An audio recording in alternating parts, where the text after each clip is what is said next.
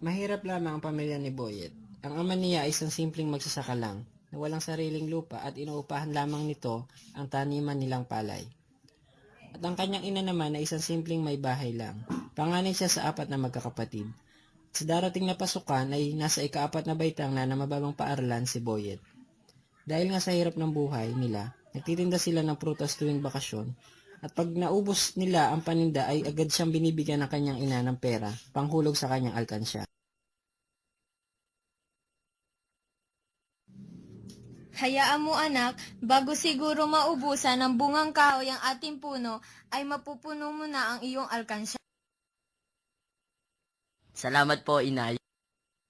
Dahil sa sipag ni Boyet at sa sikap niya maghulog sa alkansya, agad niya itong napuno. Ngunit, sa di inaasahang pagkakataon, nagkaroon ng malakas sa bagyo sa kanilang lugar at nasira ang kanilang mga pananim. Nagkautang ng malaki ang kanyang ama dahil sa kakapusan sa kanilang pangangailangan. Kinausap nila Aling Pasing si Boyet.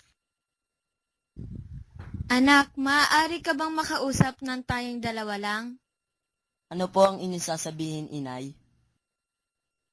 Nalulungkot kong ipabatid sa iyo anak na wala tayong kakayahan na makapag-aral ka ngayong taon dahil sa kakulangan natin sa pinansyal dahil sa pagkasira ng ating pananim. Malungkot na sambit ng inay ni Boyet. Inay, makakapag-aral po ako ngayong taon dahil napuno na po ang aking alkansya at ito po ang aking gagamitin upang matustusan ang aking pag-aaral. Kaya wag niyo na pong alalahanin ang aking pag-aaral. Masayang-masaya ang ina ni Boyet dahil sa taglay na kasipagan ng anak. Agad nitong ipinagpatuloy ang pag-aaral ng anak sa darating na taon.